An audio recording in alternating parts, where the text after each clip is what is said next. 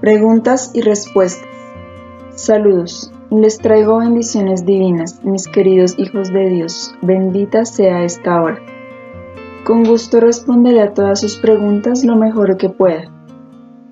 Pregunta. Esta es una continuación de mi pregunta de la última sesión en la que inquirí sobre el árbol de la inmortalidad.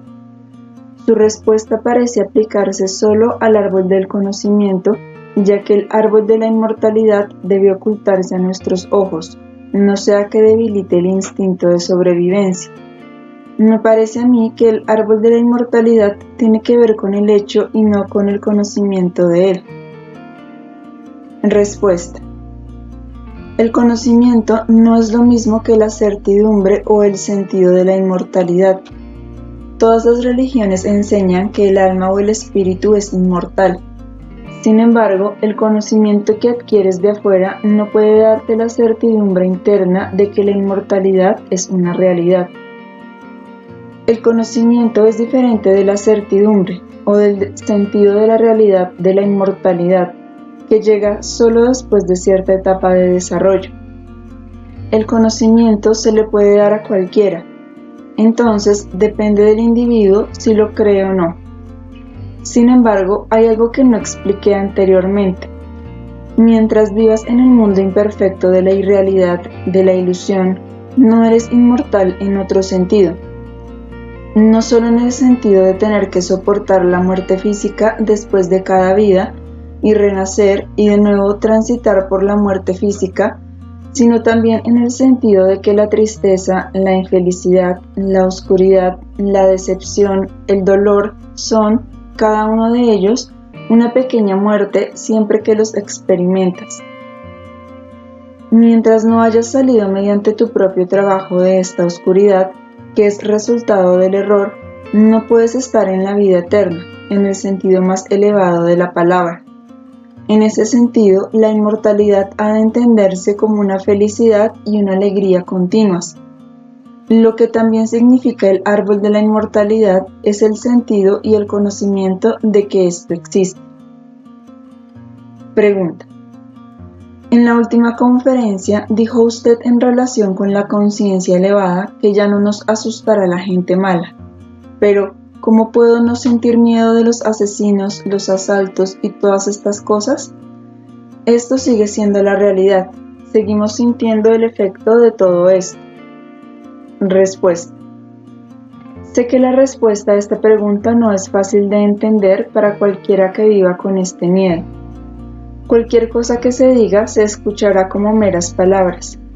Pero cuando llegues al centro de tus conflictos interiores, las causas de este miedo, verás el camino y adquirirás el conocimiento de cómo y por qué no tienes que temer nada, incluso antes de que estés realmente libre del miedo. Por lo menos verás el camino. Siempre que encuentres tus conclusiones equivocadas en relación con un miedo específico, verás que el camino indica claramente que no necesitas tener miedo. Cuando hayas adquirido la plena comprensión de lo que significa la autorresponsabilidad, el miedo se disolverá porque sabrás sin asomo de duda que nunca dependes del capricho de otras personas. Nunca te expones a coincidencias caóticas. Hasta que llegue ese momento, todo lo que pueda decirse acerca de este asunto será teoría. Pero temer no tiene sentido. La libertad y la seguridad que se obtienen de una autorresponsabilidad completa es algo que no puede transmitirse con palabras. Tiene que experimentarse. El alma sana no convocará la adversidad porque tiene la voluntad interior de ser feliz y no desea escapar de la vida de ninguna manera. La adversidad en cualquiera de sus formas es en realidad una respuesta a tus impulsos destructivos, no importa cuán ocultos e inconscientes sean. Haber causado un contratiempo o una tragedia debe entenderse no solo en el sentido de retribución, de suerte merecida, sino en el sentido de que la voluntad interior funciona autodestructivamente de alguna manera. Una vez que encuentres la razón por la que inconscientemente albergas tendencias y deseos destructivos, Los modificarás con la comprensión de que no son una solución y, en consecuencia, te sentirás seguro.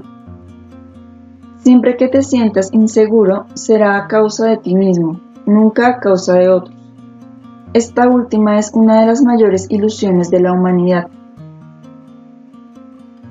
Algunos de mis amigos que han adquirido una percepción suficiente de sí mismos entienden algo de estas palabras. Déjame decir esto también. Un demente tendrá miedos que la persona cuerda no tiene. Para el primero, estos miedos son muy reales. Cuanto más sana y sensata sea una persona espiritual y emocionalmente, menos miedo tendrá. Esto se debe a la ausencia de tendencias autodestructivas o del funcionamiento negativo de la voluntad interior. Cuanta más confianza tienes en ti mismo, más confías en la vida en su conjunto. Pero esta confianza en ti mismo solo puede venir con la solución de los conflictos y las desviaciones interiores. Pero me gustaría sugerir a quien tiene estos temores que examine exactamente por qué tiene miedo solo de estos acontecimientos y no de tantos otros contratiempos posibles en la vida. Pon estos pensamientos y sentimientos en palabras concisas. Encontrarás una razón más específica y personal que el miedo general que mencionaste aquí. Cuando encuentres tu razón específica, perderás este temor. Sin esta búsqueda personal, podrás, en el mejor de los casos, entender mis explicaciones en tu intelecto, pero el miedo permanecerá o se manifestará de otro modo. Pregunta. En conexión con esto, me gustaría preguntar, suponga que soy atacado por un asesino y sobrevivo. En ese momento, sin embargo, ¿no experimentaría un miedo terrible y un choque, aun si ahora mismo no tengo miedo? Respuesta. Sí, desde luego. Siempre que sucede algo que te duele o te deja en estado de choque, no puedes evitar estar en algún tipo de desarmonía. Esto es humano. Ningún ser humano puede estar tan desarrollado que no sienta eso. Pero eso no fue lo que quise decir. Yo hablaba del temor irracional de ser asesinado. Solo en etapas puedes acercarte a la libertad. La primera etapa que puedes esperar alcanzar es liberarte del miedo de que algo pueda suceder, aun cuando no exista una razón o indicación específica de que ocurrirá. Pero cuando algo está ocurriendo o es probable que ocurra, entonces no puedes esperar tomar esto con ecuanimidad. Consideremos ahora cuál sería la actitud de una persona relativamente sana. Ella sabe que ocasionalmente la vida trae infelicidad y dolor. También trae la muerte física. Parte de la aceptación de la vida es la aceptación del dolor y la muerte inevitables. La persona sana no les temerá excesivamente porque ha aceptado esto. Estas cosas pierden su terror una vez que la aceptación ha tenido lugar gracias a la comprensión. Ahora bien, si existe un terror específico con respecto a ser asesinado, pero no hay miedo, o muy poco miedo de la muerte de cualquier otra manera, debe de haber una razón en particular. La muerte puede ser más dolorosa en una enfermedad que consume lentamente o en un accidente. El asesinato puede ser una muerte más rápida y menos dolorosa que otras formas. Si otras formas de muerte son más o menos aceptadas y no excesivamente temidas, mientras que ser asesinado sí lo es, la clave podría residir en el factor de ser forzado a experimentar algo contra la propia voluntad, contra la voluntad de Dios, contra todo orden y justicia. Así, el miedo realmente es a ser expuesto indefensamente a una fuerza maligna y no tanto al dolor y la muerte. Si el niño que hay en ti madura, inevitablemente te darás cuenta de que eres tu propio dueño, que no tienes que ceder ante una persona más fuerte. Tal vez tuviste que hacerlo cuando fuiste niño, pero como adulto, la situación de la infancia ya no es válida. Una vez que entiendas esto y lo apliques a tu vida emocional, podrías descubrir que lo que realmente temías no era ser asesinado, sino que no tuvieras el derecho de gobernarte a ti mismo. Una vez que te percates de tu derecho al autogobierno, otros perderán su poder sobre ti. Una vez que quede resuelto este conflicto psicológico y hayas adquirido madurez interior a este respecto, tu actitud será algo así. La muerte y el dolor son desagradables. Un día me llegará la muerte. No pienso en eso ahora. No sé de qué manera llegará. Ni siquiera deseo saberlo. Pero confío suficientemente en mí mismo, en mi salud emocional, para que cuando llegue la hora pueda atravesar cualquier cosa que la vida me presente, pues sé que es imposible que tenga que soportar más de lo que pueda. Esa es la actitud interna sana, sin pensar siquiera en eso. Pregunta. Mi pregunta es acerca de una situación que está muy cargada de emociones en este tiempo de conflicto mundial. ¿Podría pedir un poco de paciencia para tener la oportunidad de plantear mi pregunta? A fin de proveer a la humanidad con las cosas necesarias de la vida, hay varios arreglos económicos, pero dos predominan de manera especial ahora. Uno se llama capitalismo y el otro se llama comunismo. Como son arreglos, obviamente están sujetos al cambio para satisfacer las diversas exigencias de la necesidad humana. Sin embargo, los que están en el poder en ambos bandos, por impaciencia y frustración, a veces ignoran las leyes de Dios y tratan, por medio de la compulsión y las leyes de los hombres, de conseguir los arreglos que convienen a sus intereses. Todos los instrumentos de la persuasión se usan para lavarles el cerebro a las multitudes de que con un camino lleva a la ruina y el otro a la utopía. Se despiertan pasiones y se agravan las provocaciones para ampliar las respectivas esferas de influencia y frustrar al adversario. Tenemos la Guerra Fría.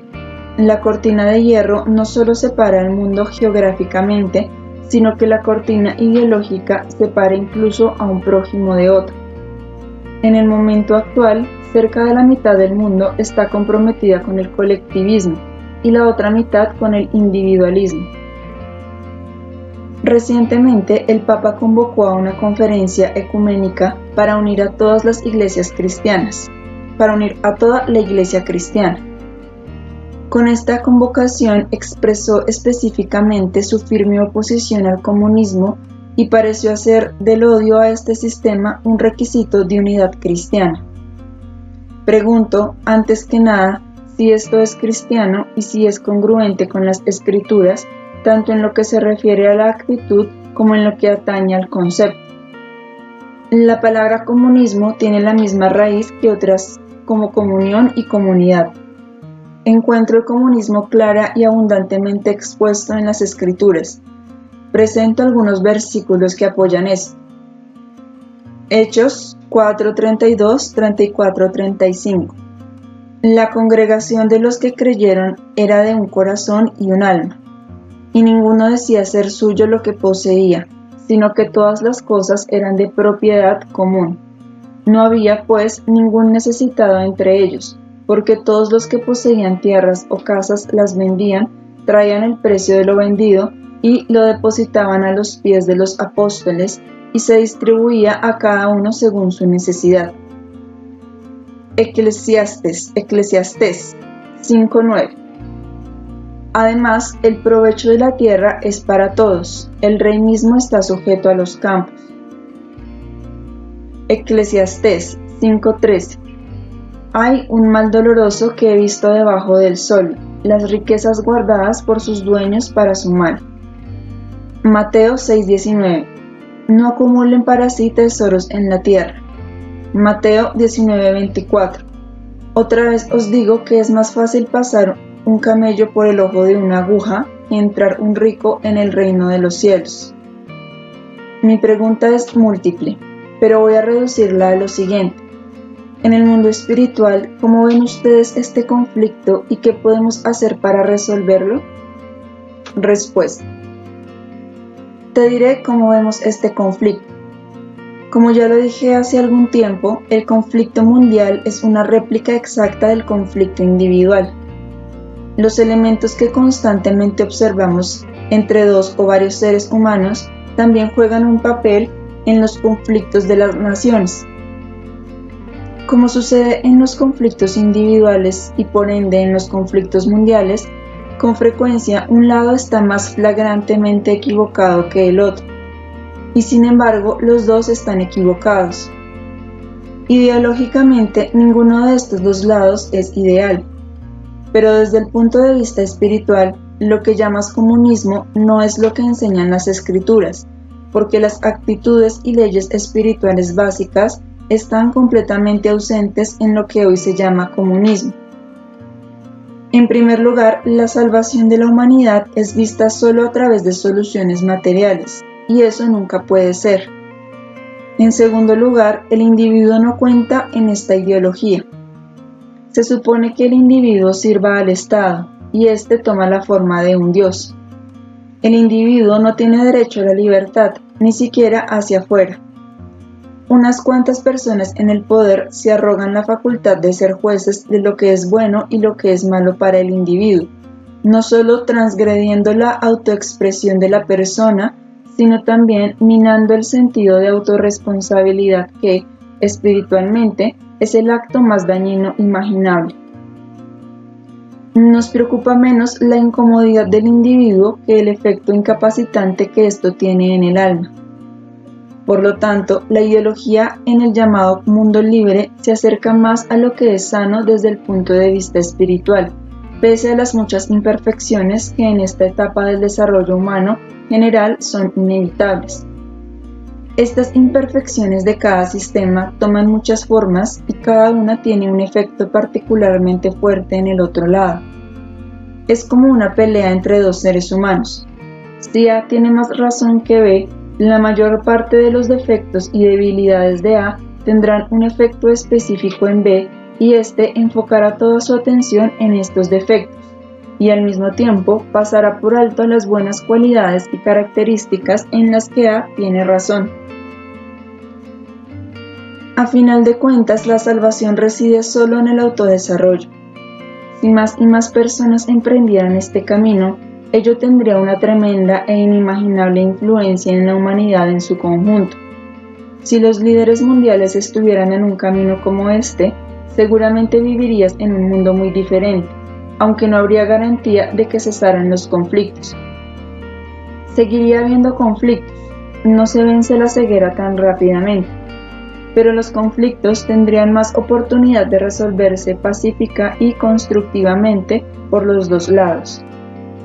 Cualquiera que no se mire primero a sí mismo para descubrir cómo contribuyó a la desarmonía no está verdaderamente en el camino.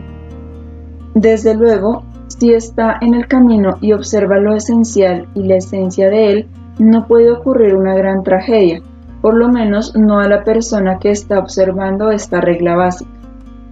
Su observancia trae cierta objetividad y desapego del propio involucramiento e interés. Exterior, consciente y material, o interior, inconsciente y emocional.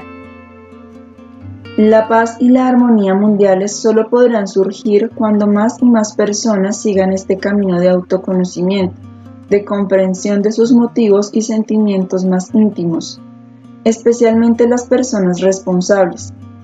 Esto va a suceder, va a extenderse, amigos míos. Llegará el día en que por lo menos a los líderes mundiales, los individuos que están en puestos de responsabilidad, se les exija pasar por algún tipo de instrucción por medio del cual obtengan un grado de autocomprensión. Antes de asumir cualquier puesto de responsabilidad, se les exigirá tomar un curso extenso en el que se enfrentarán con su propio ser, sanarán las corrientes enfermizas, ayudarán a madurar al niño que hay en ellos. Esto les permitirá dirigir sus asuntos de una manera muy diferente. Pregunta: ¿es posible que el efecto kármico de una encarnación anterior se presente solo después de la segunda o la tercera encarnación sucesiva y no en la inmediatamente siguiente? Respuesta: sí, claro que es posible. Si las personas no saben lo que tú sabes, no hacen lo que tú haces, ignoran el significado de la autorresponsabilidad, solo pueden llegar hasta cierto punto en una vida. A veces las personas no resuelven nada. Así pues, en vez de desahogar los efectos de encarnaciones anteriores, acumulan y coleccionan enredos nuevos, además de sus conflictos no resueltos. Cuando los conflictos no se resuelven, crean otros nuevos en reacciones en cadena siempre en aumento. Así serán incapaces de disolver toda la cadena en la encarnación siguiente. Lo más que puede esperarse es que resuelvan los problemas de los problemas, si entiendes lo que quiero decir. Y solo en una vida posterior podrán hacer más para completar el trabajo de purificación. Es de esperarse que entonces el trabajo de purificación se extienda a lo largo de varias encarnaciones en las que no acumulen conflictos nuevos complicados por los viejos. De hecho, esto sucede con frecuencia. Recuerda lo que dije en la conferencia sobre el renacimiento, sobre la preparación del espíritu, de cómo ciertos conflictos permanecen en la superficie de la mente inconsciente y que el ambiente hace aflorar. Pero los conflictos más profundos, que vienen de encarnaciones anteriores, de muy atrás, permanecen muy ocultos. Solo si resuelves todo lo que habías venido a resolver y te sigue quedando tiempo en la tierra, parte de los conflictos más profundamente enterrados podrían salir a la superficie. De lo contrario, permanecerán en el alma hasta la siguiente encarnación. Pregunta: ¿el karma positivo funciona también de esta manera? Respuesta: sí, también sería así. Se basa exactamente en el mismo principio. Un buen resultado que te hayas ganado, el buen efecto de una buena causa tuya, podría ser un obstáculo en este momento en particular. Con este resultado positivo podría resultarte imposible resolver los malos efectos acumulados que has causado. Por lo tanto, tal vez se quede atrás y se utilice en un momento en que no sea un obstáculo. Pregunta: en vista de que los seres humanos somos todos espíritus caídos con muchas imágenes de larga duración, con conclusiones equivocadas, conceptos falsos, compulsiones, etc., que se entretejen todos en el retrato de nuestra alma y en nuestra personalidad interior total, ¿hay alguna acción importante o patrón, hábito o inclinación constante en nosotros que tenga exclusivamente motivos sanos? Respuesta: no es fácil responder a esta pregunta. Sí y no. Depende del ángulo o punto de vista desde el que veas esta cuestión. Si consideras todo el mecanismo del alma, con todas sus corrientes, actitudes y tendencias, no hay ninguna cosa separada. Todo opera junto como los engranes de una rueda, como una rueda pequeña mueve a la otra. Pero si enfocas la atención en una corriente específica, esa corriente en sí puede ser sana.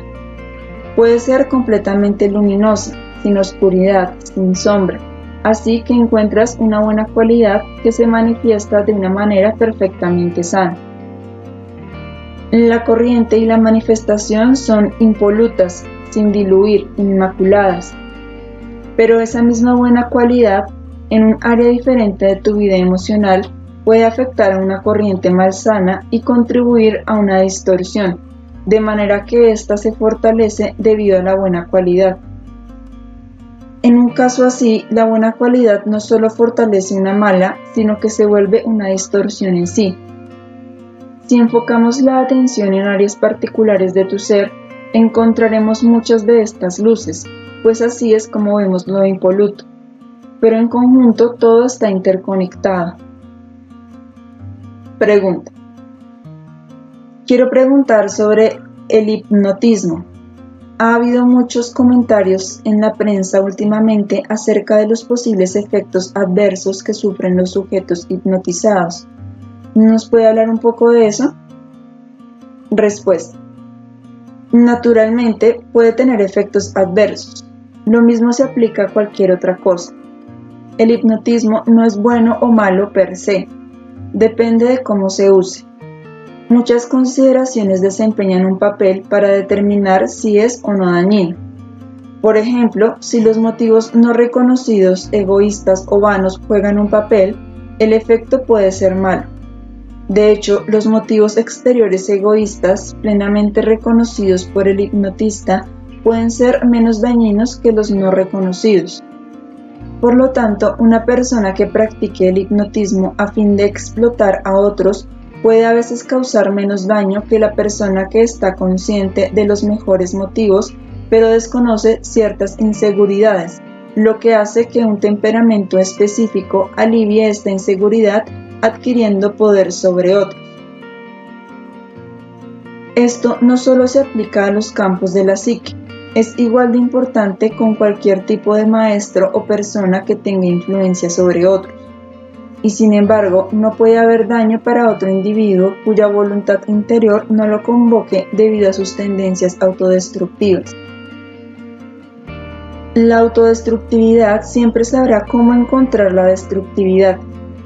Si es necesario, logrará exprimirla de una persona que tenga un mínimo de ella, pero que, en este caso específico, despliegue lo máximo de lo que es capaz porque ha sido desencadenada por la autodestructividad. Estas son las leyes y los mecanismos, aparentemente misteriosos, pero muy reales, de las fuerzas psíquicas. Este conocimiento te dará el sentido de la aparente contradicción, el enigma que hay que resolver de cómo, por una parte, debes ser cauteloso y sentirte responsable, mientras que por la otra debes saber que nada inapropiado puede suceder arbitrariamente. Pero esto no debe hacer que te lances a hacer las cosas con descuido. Así que siempre regresamos a la importancia de la autocomprensión. No tienes que estar libre de todos tus conflictos antes de ayudar a otros. Si eso fuera necesario, no existiría la ayuda en esta esfera terrenal. Pero la máxima ayuda existe en conjunción con una libertad interior máxima. La conciencia de los propios obstáculos y de su naturaleza exacta ya es mucho, y también es muy raro. En cuanto al hipnotismo mismo, también depende de cómo y con qué fin se usa. Puede ser útil de muchas maneras, pero hay aspectos de él que son dañinos, aun si el hipnotista satisface los requerimientos expresados. Por ejemplo, los síntomas que servirían para que la persona encontrara su causa pueden desaparecer con la hipnosis. Esto puede aplicarse a los síntomas tanto físicos como emocionales. Si el hipnotismo se usa solo para volver la vida más agradable por el momento, sin tratar de encontrar las causas subyacentes, entonces no es constructivo. Sin embargo, si se usa para brindar cierto alivio sin dejar de buscar las causas interiores, o si se usa con el objetivo de adquirir un mayor autoconocimiento, entonces puede ser constructivo.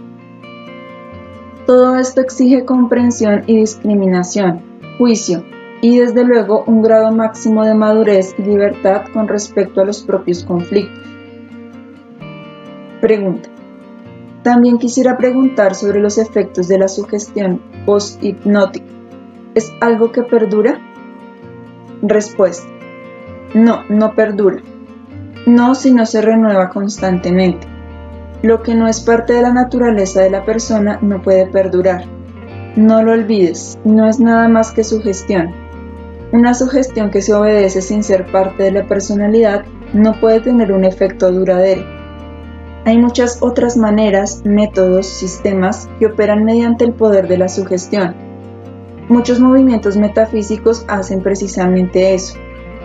La sugestión tiene que reefectuarse constantemente. De lo contrario, se agota. Cada vez que se renueva por la fuerza, se necesita un esfuerzo interior más fuerte que, inevitablemente, crea una tensión interna. La mejor manera de hacer esto es averiguar por qué lo que es deseable no puede producirlo naturalmente la personalidad misma sin que sean necesarios los efectos post-hipnóticos.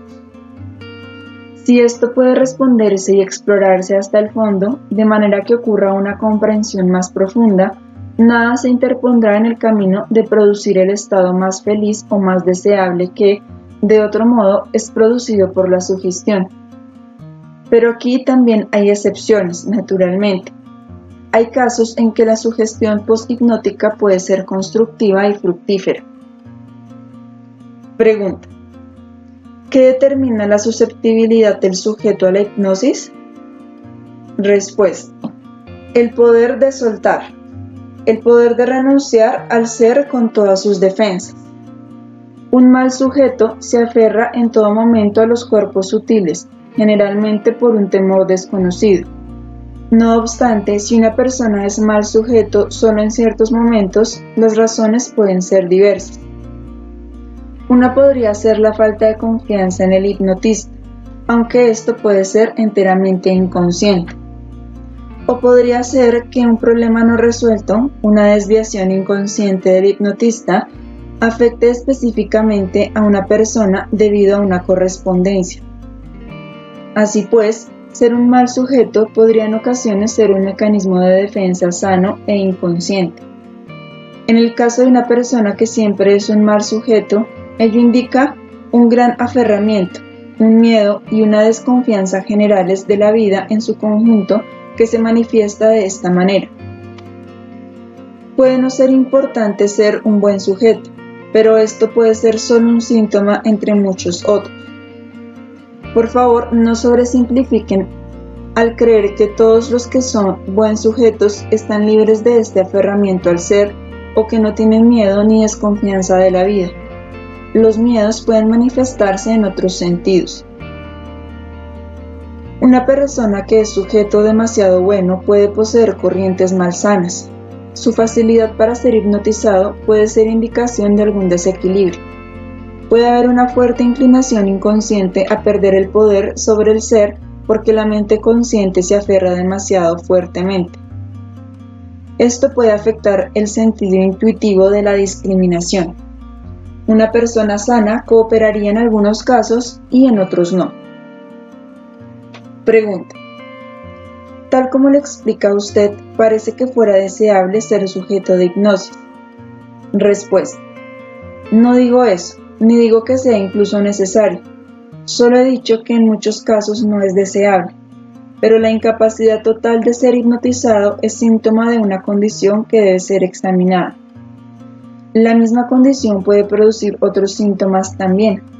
Es importante eliminar la causa no por los síntomas, sino porque indica algo. Semejante rigidez produce efectos adversos en otras áreas de la vida que son importantes para la persona. No digo que deban ponerse como meta ser un buen sujeto de hipnosis. Eso en sí puede no tener ninguna importancia, pero si saben que esa es la situación, véanla como síntoma sin obsesionarse con la hipnosis misma. Pregunta. ¿Se refiere usted a una persona que quiere ser hipnotizada y no puede? Respuesta. El término mal sujeto se refiere a las personas que no pueden, aun si lo desean. Ahora bien, como ya lo dije, para la mayoría de las personas puede ser enteramente innecesario experimentar la hipnosis. Pueden ir por la vida siendo perfectamente felices y sanos sin ella. Lo que importa no es necesariamente convertirse en un buen sujeto. Lo importante es que si una persona nunca puede ser hipnotizada, esto puede indicar una rigidez que debe eliminarse por otras razones. Asimismo, ser un sujeto demasiado bueno puede indicar algo más que debe eliminarse. Pregunta. ¿Diría usted en general que hay que despreocuparse de la hipnosis? Respuesta. No, tampoco digo eso. Dije que puede ser constructiva si se le entiende bien, se le usa bien y si sirve para resolver los propios conflictos interiores hasta cierto grado, o si la personalidad del hipnotista es libre hasta cierto grado, sin compulsiones, sin miedos, sin incertidumbres, y si se siente a gusto con la vida y con la gente. Pregunta. Si el hipnotista tiene que ser libre y el sujeto también, parece haber muchos requisitos que satisfacer antes de que esto sea posible. Respuesta. El sujeto no tiene que tener esa salud interior. Puede buscar la ayuda para ser libre. En algunos casos, la hipnosis ayuda en este sentido. Una persona puede ser un buen sujeto, pero aún así necesitar ayuda de muchas otras maneras. Como ya lo dije, ser un buen sujeto no significa ser emocionalmente libre y tener libertad interior. Lo mismo se aplica a un analista, que también tiene que ser relativamente libre y emocionalmente maduro. Un analista, así como un hipnotista, No tiene que ser completamente perfecto y purificado, pero debe tener cierto grado de equilibrio y por lo menos la conciencia de dónde residen las principales dificultades del ser. En lo que se refiere al paciente o sujeto, lo único que necesita es la voluntad de cooperar. La voluntad exterior es insuficiente en ambos casos. La voluntad interior tiene que ser mayor que la resistencia interna. De otro modo, el éxito es imposible. Para dejar esto perfectamente claro, el conocimiento de dónde y por qué uno sigue careciendo de libertad es muy importante, y el hipnotista puede ayudar, incluso cuando se topa con un problema del sujeto que él también tiene. Entonces, la ayuda que da el hipnotista también le ayudará con su propio problema. Y por medio de la autoayuda, el hipnotista ayuda más a la otra persona. Pero a fin de hacer eso, uno tiene que ser consciente del conflicto para empezar. Si esta conciencia no existe, no se puede brindar ayuda, por lo menos en un conflicto específico que muy bien podría ser muy importante para el paciente. No necesitas haber superado todos tus conflictos antes de poder ayudar a otros, pero tienes que entender su esencia. Pregunta: ¿cuándo sabe un hipnotista que está listo? Respuesta: lo sabe después de experimentar ciertos logros, ciertas victorias, de haber perdido ciertos miedos, de haber adquirido una confianza en sí mismo que no tenía antes, de haber superado una timidez y, sobre todo, de haber entendido plenamente sus propios conflictos internos.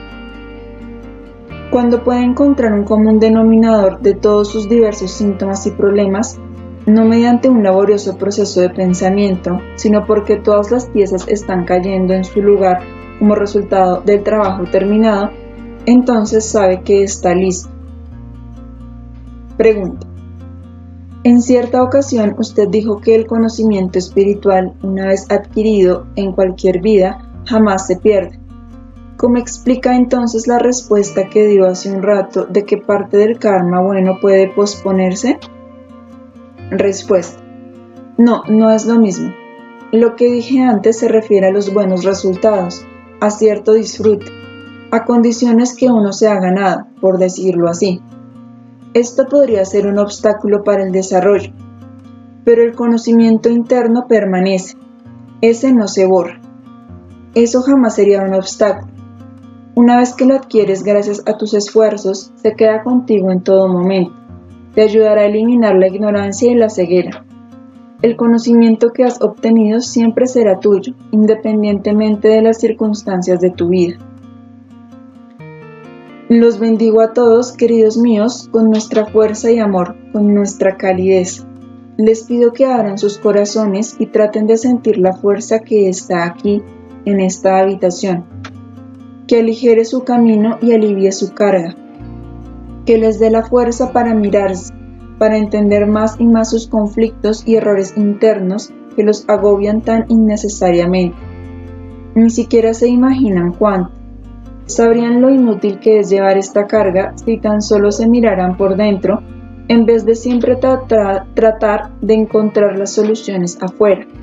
Allí no las encontrarán. La única manera satisfactoria puede ser volviéndose hacia adentro, no importa lo remota que pueda parecer la conexión a primera vista. Dios les manda bendiciones con un énfasis particular para fortalecerlos en esta dirección. Encuentren las respuestas en ustedes siempre que tengan un conflicto, un desacuerdo, un malestar en la vida. No importa lo obvio que pueda parecerles el defecto de la otra persona. Encuentren su propio involucramiento y estarán en paz. Habrán hecho lo único constructivo. Una y otra vez hago hincapié en esta verdad, pues no hay nada más importante o más válido que puedan usar en este momento en su vida. Vayan con este pensamiento en la mente.